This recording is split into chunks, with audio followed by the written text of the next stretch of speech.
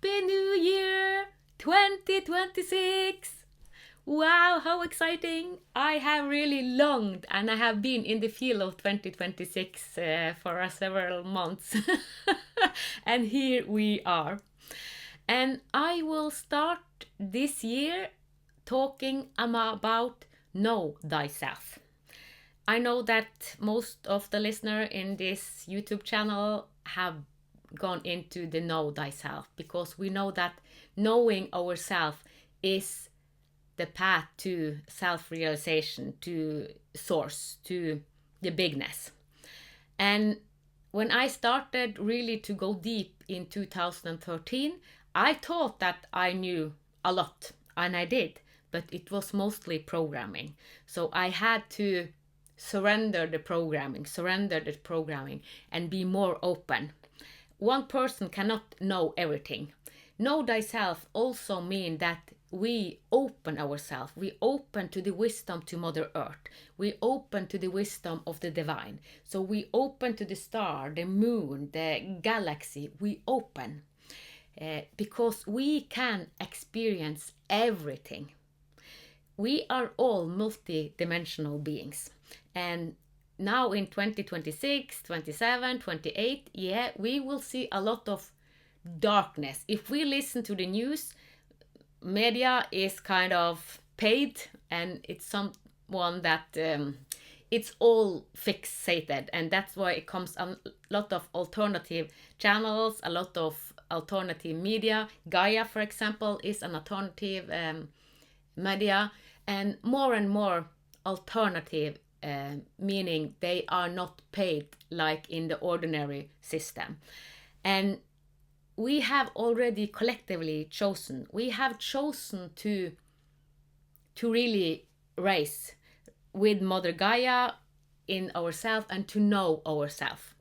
And I have started a community, Divine Friends. And if you are not a participant in this, if you're not in this group, you are invited to be a member in Divine Friends. There are no kind of catches. It is now in Facebook, but we will find another platform sometimes, because Facebook isn't the best, but we start there. And we have Zoom meeting every Monday. We have started with Monday, maybe we will change. And I have a meeting every other Monday, and my colleague Colin from UK have the Zoom meeting every other Monday. We attracted each other. Actually, what attracted us was the Christ consciousness, and not as a religion. We didn't kind of, because it was the magnetic pull against each other. He holded the masculine divine, I hold the feminine divine. But that is not the complete truth, because both of us are very balanced. So I have the masculine and the feminine divine in me, and he also have the masculine and the feminine divine in him. But he live as a man, I live as a woman. And we met in another group, and my intuition said that I need to talk to Colin outside this group, and I contact him, and he said yes. And then every time we line up and met, the Christ consciousness came true. And the Christ consciousness is the same as Homo Luminous, is the same as the 0 point field. It is the balance point. It is not a religion. So if you think that it is a particular religion, that is the old way. That's the old paradigm. They want you to think in certain way. No, you can think whatever you want when you are in the 0 point field. Divinity is our essence. We are divine being. That's why I hold the Divine Design platform, because when we go to our essence, we are divine beings. We have lived as Homo sapiens. Now we have become Homo Luminous. And Homo Luminous is the divine design. Homo Luminous is another word for Christ consciousness, for divine design, and the monad point. So it has 20, 30, maybe hundreds words. So it is the essence, the light of us. But to really emanate the light of us, we have to know the self. So I have come to know myself through my past life, to my future life, and I do not live in a linear life anymore. I was born in 1973 until 2013, I lived a linear life, like the time and space and the literal life. In 2013, I started to begin the spiral life. I didn't understand it then, but now I live a spiral life, a cyclical life. And I go into future, past. I don't just obey to time and space. I live beyond time and space. And this is what we are invited into. And in the podcast that comes this 4th of January, the first podcast, I will speak more about Homo Luminous and the new way of living. But here is the story about Know Thyself. And I wish you the best 2026. Bye bye. Know Thyself. The mystery of consciousness is this: it seeks to know itself, but it cannot do so in isolation. So it divides, it differentiates, it creates mirrors. And those mirrors are us. Each of us a reflection, each of us a fragment of awareness gazing back. Through one another we remember. Through each other we begin to see the shape of what we truly are. We often believe we are seeing the world as it really is. But in truth, we are seeing it through the lens of who we are. Our perceptions, our emotions, our beliefs, our memories. All of them act as filters, shaping and coloring everything we see, hear, and feel.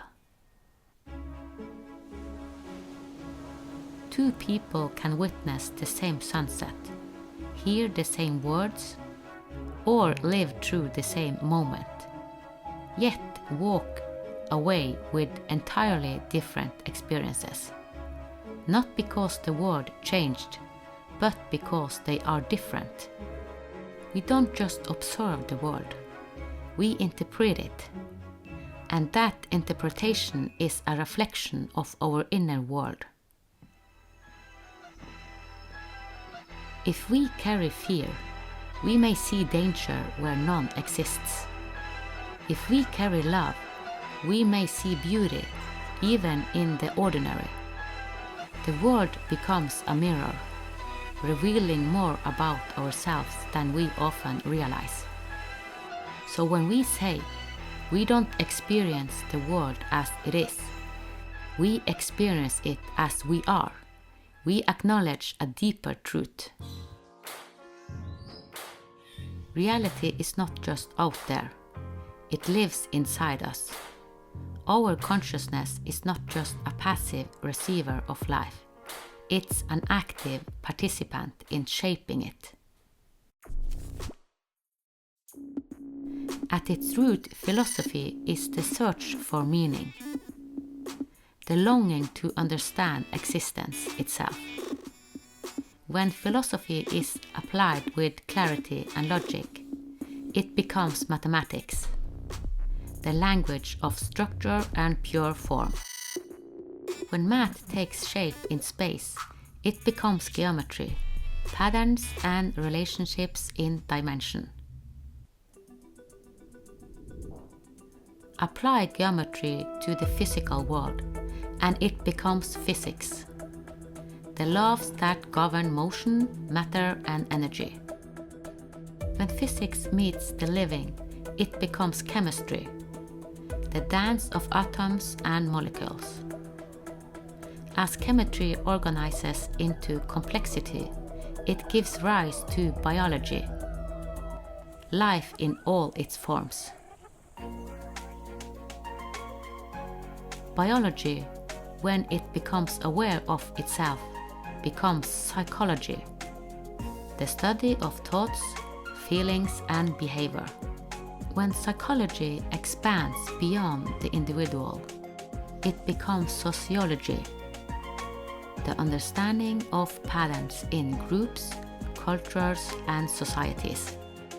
And eventually, sociology returns to the same question philosophy once asked. Who are we? Why are we here? What is truth? And so the cycle completes. Philosophy becomes math. Math becomes science. Science becomes life. Life becomes mind. Mind becomes society. And society seeks meaning, returning to philosophy once again. They are not separate disciplines, but different expressions of the same essence, different languages for describing the same mystery.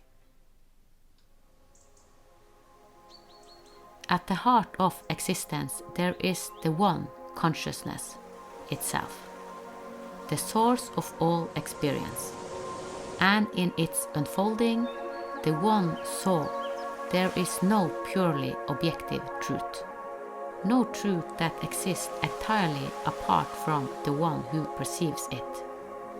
Every experience is seen through a lens. Even the cosmos, with all its perfect laws, is interpreted through awareness. But in the face of this uncertainty, the one discovered something deeper, something more real than objectivity. Love. Not just emotion, but the invisible force that connects all things. The unspoken harmony, the why behind creation, the subtle presence that flows through everything. And so, if there is a universal truth, a thread that runs through all perspective, it is love. Not fleeting, not romantic, but the deep sacred desire to connect, to know, to understand, to be with, rather than apart from. From that longing came the desire not just to feel, but to know. Not for control, but for communion. And that is where philosophy was born. The philosopher is not just a thinker, but a lover of wisdom. Not one who tries to master truth, but one who listens to it, courts it, dances with its mystery. A philosopher knows the universe is not just made of matter, but of meaning, and so the journey continues from unity to curiosity, from curiosity to love, from love to wisdom, and from wisdom back to unity. And perhaps this intricate dance of awareness, form and meaning, this spiral of knowing and becoming, is not random.